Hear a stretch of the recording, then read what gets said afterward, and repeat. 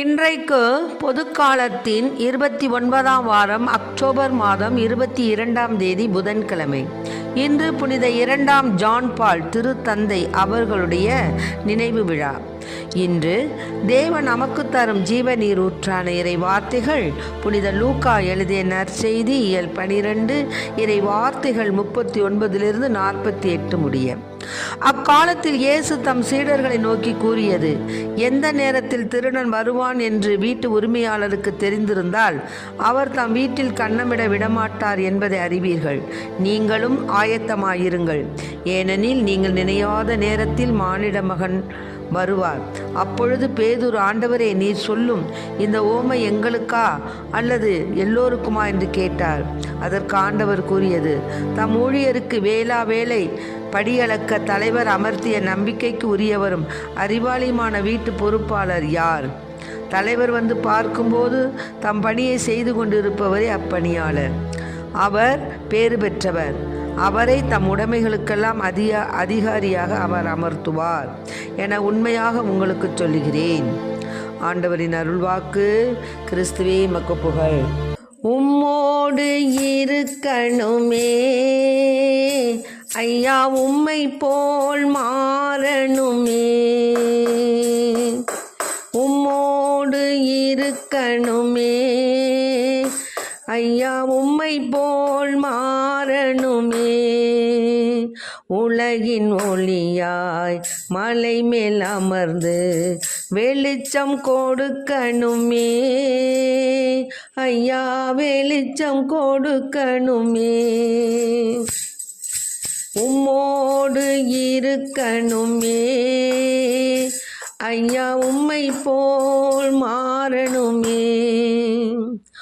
ஓடும் நதியின் ஓரம் வளரும் மரமாய் மாறணுமே.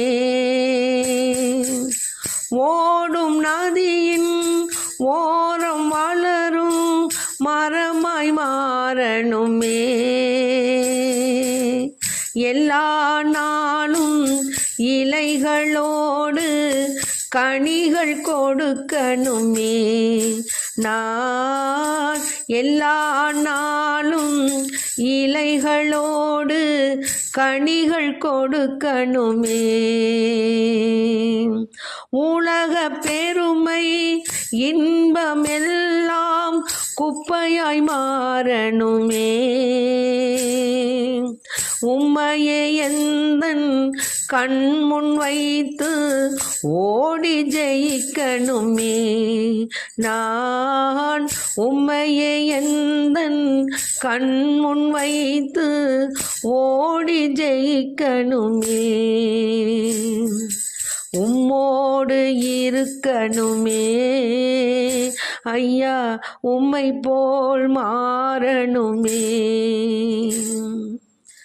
உலகின் ஒளியாய் மலை மேல் அமர்ந்து வெளிச்சம் கொடுக்கணுமே ஐயா, வெளிச்சம் கொடுக்கணுமே.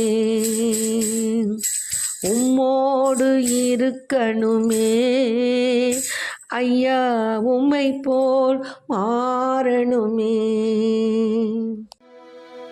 இன்றைக்கு புனித ஜான் பால் திருத்தந்தையினுடைய நினைவு விழா. அவருடைய சிந்தனைகளாக சில வகை கூறப்பட்டுள்ளது. என்னன்னு கேட்டிங்கன்னா, திருத்தந்தை புனித 2ஆம் ஜான் பாலின் விழா இன்று.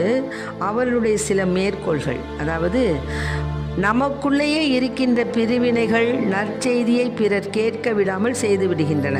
இது அவருடைய கருத்து. இரண்டாவதாக, இன்று உலகை பிடித்துள்ள மிகப்பெரிய சாபக்கேடு மனச்சான்றின் கிரகணம். அதான்.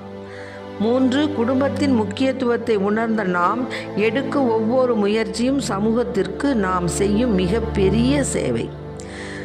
அடுத்ததாக, இவ்வுலகில் கொடுப்பதற்கென்று என்னிடம் எதுவும் இல்லை என்று சொல்லக்கூடிய ஏழையும் கிடையாது, பெறுவதற்கென்று என்னிடம் எதுவும் இல்லை என்று சொல்லக்கூடிய செல்வந்தரும் கிடையாது.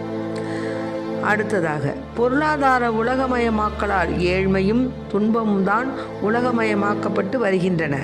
உலகமயமாக்கப்பட வேண்டியது நம் சகோதரத்துவ உணர்வே. கடைசியாக, மூடிய இதயமே மிகவும் மோசமான சிறைச்சாலை. ஆக இந்த புனித திருத்தந்தை ஜான் பால் அவர்களுடைய சிந்தனைகளை நாம் சிறமேற்கொண்டு அவைகளை பற்றி நாம் சிந்தித்து அதில் நாம் எத்தகையவராய் இருக்கிறோம் என்பதை உணர்ந்தவர்களாய் வாழ வரம் கேட்போம். ஆமென். Praise the lord. மரியே வாழ்க.